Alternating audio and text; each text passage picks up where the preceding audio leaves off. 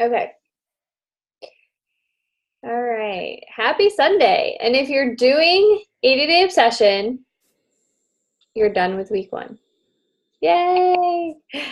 How many more? 12? 12 weeks to go? It's 13 weeks, right? Oh, okay.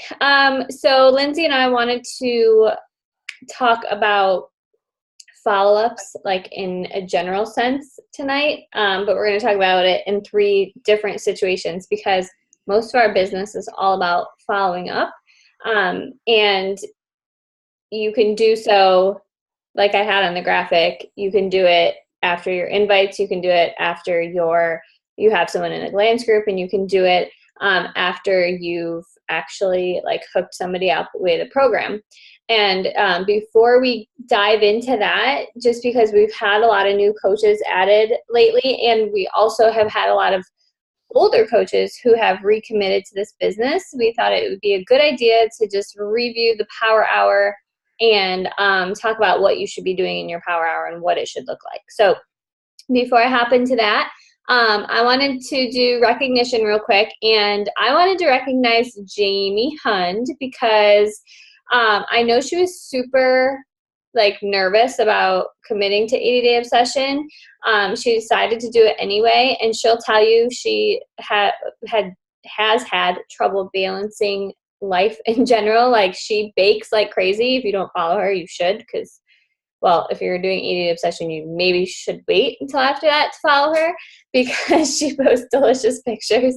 But she has had trouble balancing the business and the mom and the baking and all that. But she has like jumped in with this, and she did a live video in our 80-day obsession group. She just like went in there and shared her personal experience and some thoughts about breathing, which was really helpful.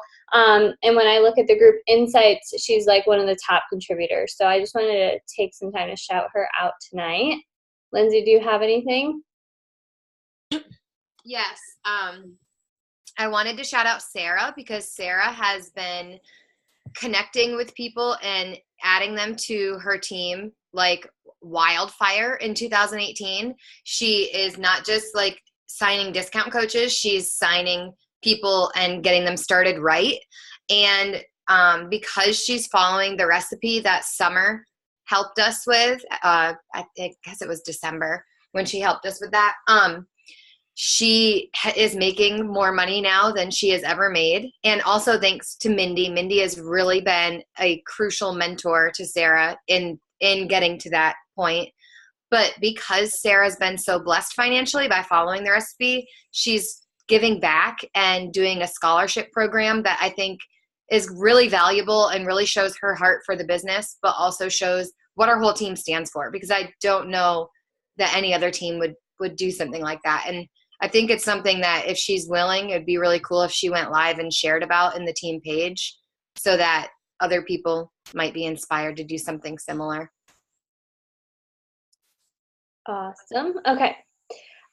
So I'm going to start with the Power Hour stuff, and I'm not going to dive too deep into this because there's so many resources on it. I feel like it's like beating a dead horse, but I did want to review it. So your Power Hour, although we call it a Power Hour, it could be 30 minutes. It doesn't have to be an hour. It's whatever you have in your life to work this business. And I know a lot of you work full-time jobs, and so you can't make the hour happen, and that's okay. It doesn't have to be a whole hour. And as Summer always says, all in doesn't mean all day. So the Power Hour is meant to focus you on the activities that you're supposed to do to move your business forward. And you shouldn't be like scrolling Facebook during this time. Like you should have a clear like list of like, these are the things I'm going to do, and these are the things that these are the people that I'm going to talk to.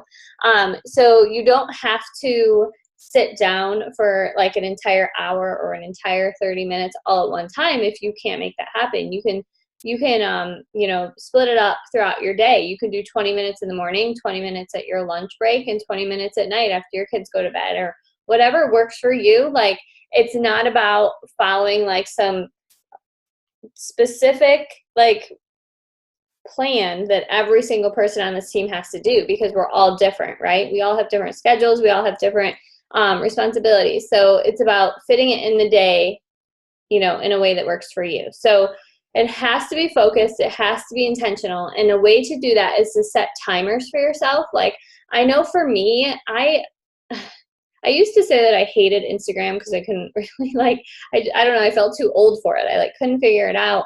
And I would spend forever on there just scrolling. I didn't know what I was supposed to be doing on there. And I started to set a timer. So I would go in and I would say, okay, I want to, find 5 new people to connect with through hashtags. I want to respond to all the comments on my pictures, and I want to send messages to the people who have been liking my pictures. And I would set a timer for that so that I wasn't spending 40 minutes on Instagram and not really getting anything done. So I would do 10 minutes, and when that timer went off, I was done. Whether I got through everything or not, I was done. And I moved on to the next task. And that was something that really, really helped me stay focused and make sure that I was getting every single part of my power hour done. Otherwise, I was spending way too much time in one section. So if that's you, if you're squirrel, distracted and kind of spend too much time, try setting timers for yourself. So Summer, I mean, we've pretty much adopted Summer Tucker's recipe. That's what we do now. Her recipe is to have 2 new connects, meaning you connect with 2 new people a day. And that's adding people to your friends list, or sending messages on Instagram, or talking to new people at your children's sports events. It doesn't all have to be on social media. So 2 connects, 2 invites, and 2 follow-ups.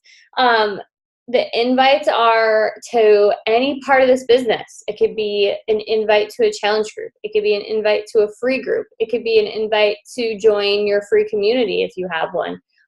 It could be an invite to our Glance group, our webinar, the sneak peek that we're going to be doing. It doesn't matter what you're inviting to as long as you're getting those invites out. And then your follow-ups are what we're going to talk about in a minute. But following up with people who have said no in the past, or maybe the timing wasn't right, you go back and you find those people, and you're being intentional about connecting with them again. During your power hour, you should also be checking into your challenge groups and not only posting your own stuff, as a coach, but also supporting others. So I think as coaches, a lot of times we forget this part, where we go in and we share our own journey, where you are a challenger. Part of your power hour should be you as a challenger. You're going into your group and you're keeping yourself accountable by sharing your sweaty selfie or rating your day or whatever it is, because your journey is number 1, right? You can't help other people if you're not helping yourself. So that has to be number 1. And then while you're in there, you're just scrolling through. Again, set a timer, 5 minutes. We don't expect you to be in those groups, especially 80-Day Obsession. You could spend all day in there. Don't do that. We don't expect you to do that. 5 minutes, set a timer, scroll through, comment, support, encourage, answer questions. When your timer goes off, get out and go do something else, right? Because you don't want to be stuck on your phone all day long. You'll start to feel burnout by that. And then your power hour, you should also be either posting on your Facebook and your Instagram and whatever social media you use, or planning out your posts. That's another thing you can do, is plan your posts. I know Lindsay shared when she was on her ride back from New York, she used her notes section in her phone and just typed up a ton of posts that she could use at another time. So that's another good thing that you can use your time for. And there's a million different trackers you can use. If you were to just go to Pinterest and search Beachbody Power Hour, you'd probably find a million different trackers. And really, it doesn't matter what you use as long as you're using something that keeps you on task and works for you. So I shared the Win the Week one. I think it was 2 weeks ago I shared that one. That one's really great because it focuses more on the week than just a day. So if you have a bad day, it's okay. You can make up for it. I've seen so many. And of course, we have the BAT, which is the business activity tracker. That's in our files and also on the website. But if you need a tracker, if you're someone who feels like you need that direction where you can check something off and really have some focus as to what am I supposed to be doing every day, make sure that you message your coach and let them know, or post it in the team page so that we can make sure we get that stuff to you so that you can be intentional about your power hour. Lindsay, anything to add to that? No, I think it's just important if you are one of those people who can't sit down for an hour, like maybe you're a stay-at-home mom, so you just do it in the mom pockets. Maybe create either have the bat printed out or create in the reminder section of your phone, you can create like little things that you can check off. I don't know if you guys can see that. Like there's little things there to check off. Create that to make sure that you do get through everything in the day. Because if you're doing it for like 5 or 10 minutes at a time, it's very easy to feel like you've accomplished a lot. And maybe you only got to two of those things that you need to get done for the day. Yes. I just had something I wanted to say and I can't remember. So if I remember it, I'll just interrupt you. No, I'll save it for my next one.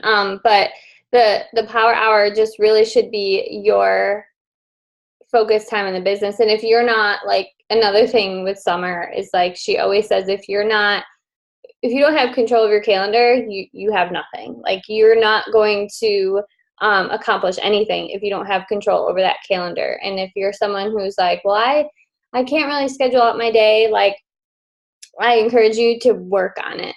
Like, if you feel like you can't, start with like an hour, like, what can I at least like figure out this 1 hour of my day and start to like plan things out that way. And once you do it, like the first time, it gets so much easier to kind of own that and control that part.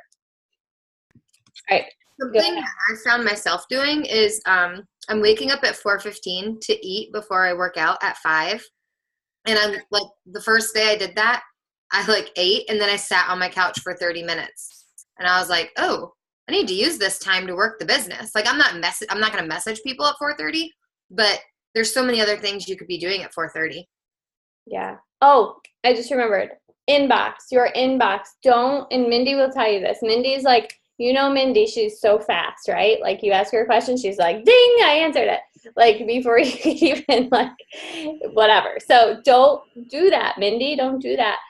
Because when you spend all day in your inbox and you're constantly like answering messages as they come through, you're not getting anything else done. So I actually, I set aside time in my day and I tell my people this, and I've actually had people get mad at me for it. And I block them because I'm like, I don't need you. I don't need that in my life. So I set aside time during my day. I'm like, I check my messenger at like this time. And if you have something that's super urgent that needs an answer now, text me. And if you don't, like, if it's okay, then just put it in there. And then I go through and I have a system and I work from the bottom up. And if I don't get to that top message by the time my time's up, they wait. And that's just how I have to do it. Otherwise, I'm in my inbox all day long and I don't get anything done. All right. So following up after invites, that's you? Yep. Okay. So hopefully you're inviting people. So like I've been really consistent sharing my sweaty selfie on my Facebook page every day for the 80-day obsession, which is something that I didn't always do because we always preach like add value. Don't just share your sweaty selfie. But with the selfie, I'm kind of like sharing this reflective piece that I've been actually going through each day. Like those have been things I'm thinking or feeling in that moment. So I'm sharing them with the world. And a lot of people are liking and commenting on my pictures way more than ever would have been if it was just a sweaty selfie. Because they're reading little pieces of my story when they read it. And from there, I'm like just messaging them back or saying, thanks for the support today or things like that. And those are eventually turning into invites, like someone saying, well, what is this that you're doing? Or, how's this program different? And from there, I'm saying, well, you should join us. And I'm like going into that.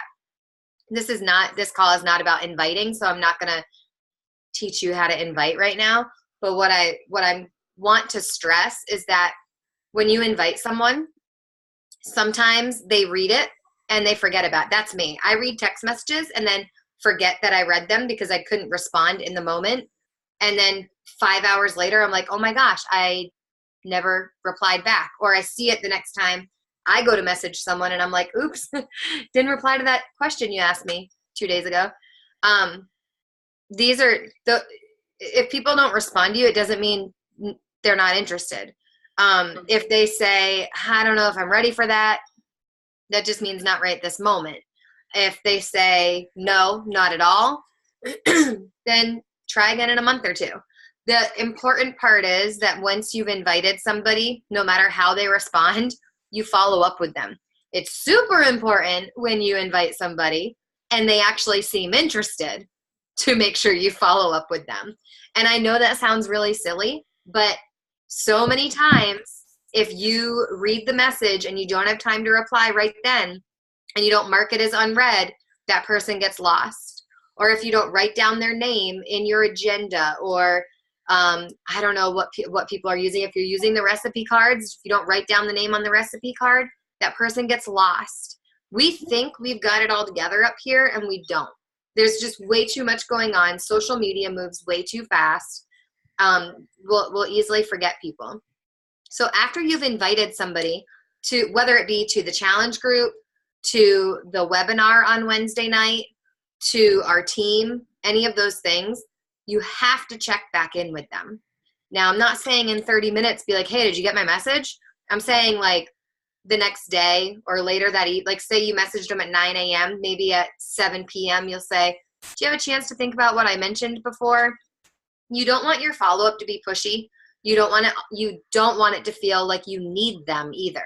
You really want it to feel to them like you've got this opportunity and you would love for them to take you up on it. And if they say not right now, say, okay, I'll check in with you in a couple months.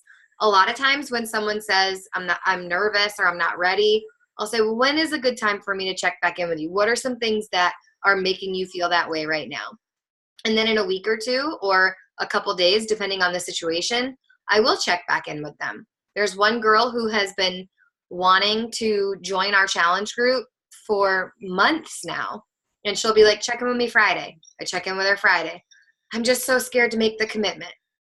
So they check in with her again a couple days later. Like, you just have to make sure that once you've invited someone, if they say, no matter what they say, yes, no, maybe, tell me more, do the follow-up. Because if you forget to do the follow-up, they're not going to come back to you. I just had someone messaging me a week or two ago about hair care. And I was like, okay, well, I don't wash my hair that much. I use dry shampoo and I wash my hair like twice a week. And she was like, oh, that's great. I can hook you up with this, blah, blah, blah. And okay, never heard back from her. And I honestly am okay using the Suave that's in my shower. So I'm not going to reach out to her. I just don't care that much. But that you've got to remember that other people that we're talking to are kind of in the same boat. So. Awesome. I wasn't sure if I was on mute or not. I've also I'll add to that I have had people, you think that a no is like a hard no. And then if you take it personally and you like retreat and then you never follow up with them, they will start something. There will come a time when they're ready. And if you weren't there for them, they will find somebody else. I promise you that. I've been a coach for 4.5 years. I've had people take 2 years to commit to something. And the only reason that they came back to me was because they tell me this. They're like, I see you in my newsfeed every day and you check in with me on a consistent basis. So it's super important. Yeah, sometimes a follow-up doesn't mean like, hey, are you still interested? It means, how are things going? Mm-hmm. It doesn't necessarily have to be like, are you ready now? Right. Like I was just thinking about you, or I saw this article and it made me think of you or something. Okay, so I'm going to go over following up after a sale. So if you have a pen or you're taking notes on your computer or phone, whatever, this would be a good time. If you aren't really sure like how to support people once you connect them, because our job really doesn't start until we connect them with something like a product of ours, right? We can't help them until they have that stuff in their hands. And so I always tell people like, I am not happy if I sell you something and you don't use it. Like, I'm happy when you use it and you get the results that you want to get. And so like our job as a coach is to help them get to that point. And you can't do that if you don't follow up with them after the sale, right? So the first thing that I do, I'm just going to go through this list of the things that I do. Again, this is a personal thing. You don't have to do all of these things. It's just what I like to do for people and things that I've learned over the years that kind of work for me. So the first thing that I do is put their name in my calendar. Now, I did that before they sent reminder emails for Shakeology. They do that now. That used to not be a thing, but I still put their name in my calendar so that I remember to go back to them. So if they did Shakeology or like Energize or something that's on HD, I put their name about 3 weeks out. And that's just a reminder to me to check in with them and just ask them how things are going. Just let them know, you know, this thing is going to bill soon. How are you feeling? Do you want to keep it as is or whatever? And it's a chance to talk about things. It's also a good time, like if they are loving their Shakeology and they want to continue and they're not a discount coach yet, you can always talk about that. Or if they're getting really good results and they feel amazing, that's a good time to talk about the actual coaching opportunity. So I just really like to put their name on my calendar so I always remember to go back to them. The next thing I would do is add them to our challenge group, and if necessary, welcome them. So that's not always necessary because it's like the beginning of a group and we don't welcome at the beginning because we do a general welcome. But if it's the middle of a challenge group, I make sure that I welcome them. I send them my welcome packet. If you have no idea what that is, let me know. I can send it to you. It's just, I actually took it from another coach. It's just what it sounds like. It's a welcome packet. It says, you know, on the front, like, thank you for trusting me to be your coach. I'm so excited for you, blah, blah, blah. And then throughout the packet, there's like tips and tricks for like how to make their Shakeology or meal planning, sleep, water, all the different things that are important for health. And that's just something that I think is the extra mile. It gives them something to read through, and it also gives instructions on like how to use BOD and stuff like that. So I also send them a thank you note, a handwritten thank you note in the mail. People don't get mail anymore, so they think it's really cool when you send them a note. And I just thank them for trusting me, again, to be their coach and tell them I'm looking forward to helping them reach their goals. If they purchase a challenge pack, I typically send them, I actually have them all on my desk right now, I send them a sample of Energize.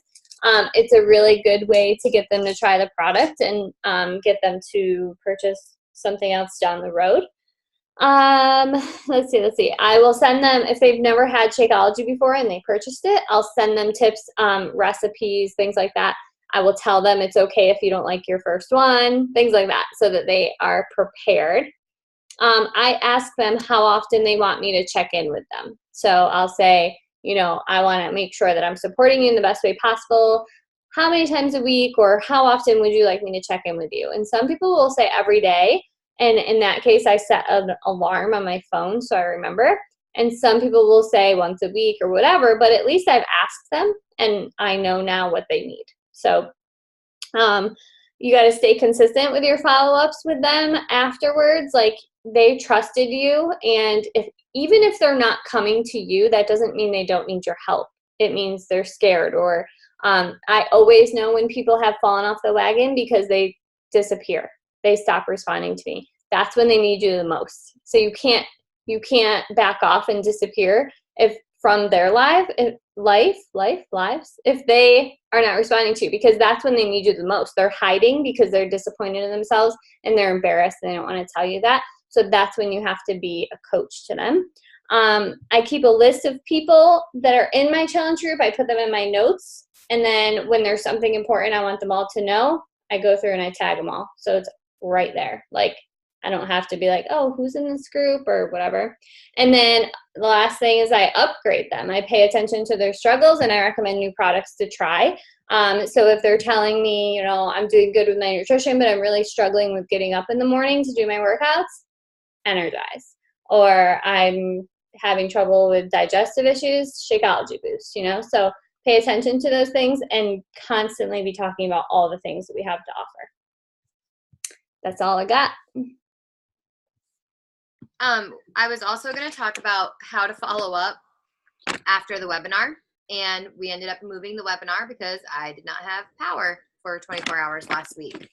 So instead of talking about following up after the webinar right now, what I'm going to do is encourage you to invite to it. It's going to be this Wednesday. I posted that earlier this week, or I guess I posted it a week ago in the team page. It's going to start at 8 o'clock Eastern Standard Time. It's going to be a webinar. We're going to look like this, except we're going to have it, well, I don't know what your screen looks like. Mine's in gallery view.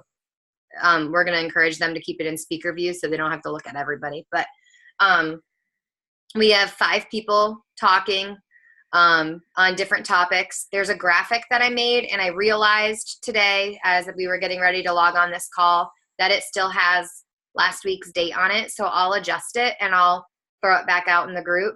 And the original Zoom link that Erica had created will still be the Zoom link that we use. So if you've already shared that with someone, just let them know it's still the same one. And this is a really good opportunity for you to continue inviting. This is the first time we've done this method, or this, I guess, avenue for sharing what we want to share. And I'm really excited because I think it's going to bring an even greater level of intimacy to what we're doing. And I think that when you hear some of us talk about it, and you're live with us, not just watching us live on Facebook, it's going to really speak volumes to people. They're really going to get what we're doing, and why this is so important to us. So continue inviting. Invite people who are in your challenge groups who are rock stars. Invite friends, coworkers at school. I've got some friends at school who are like taking up all these tutoring jobs right now because they're broke. And I'm like, girl, you are working yourself ragged, and you don't have to do that to make that money. I've got people on my hallway giving up their planning periods to tutor, and they get paid for it, but it's like pocket change. It's like nothing.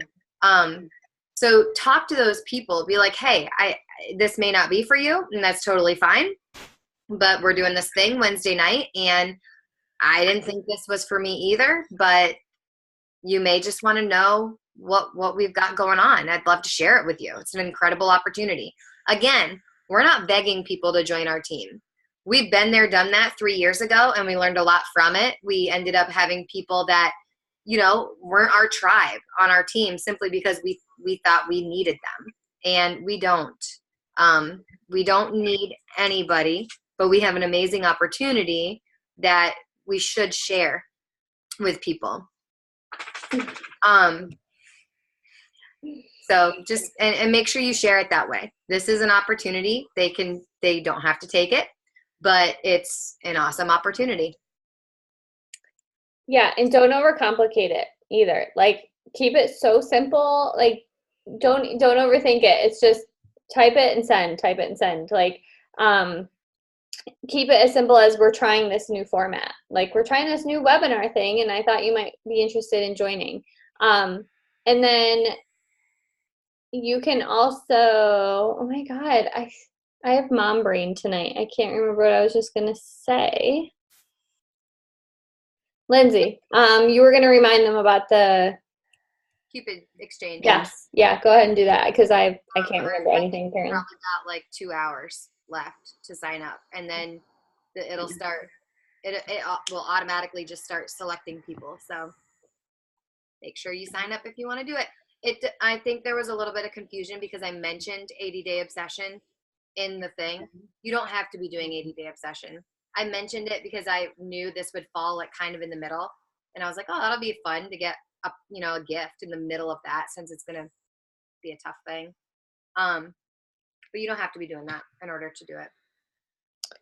All right, I think we'll wrap this up. I did want to mention Team Cup. I'll post about it this week, but registration is open. And in the past, we've kind of pushed everybody to really get on a team, because it's a good team building thing. And we're not really focused on Success Club points like we always have been in the past, but I still think it's a good thing for us to do because, like I said, team building, it encourages us to work together. And I think that that's always valuable. And two, it's just going to encourage us to help more people. So we won't focus on the points so heavily like we have in the past and like corporate wants us to do, but we will be forming teams and talk about, how we can help more people. So be on the lookout for that post and make sure you're hopping in the team page at least once a day and just scrolling through and making sure you're not missing anything. This recording will be in there probably tomorrow morning, and I think that's it.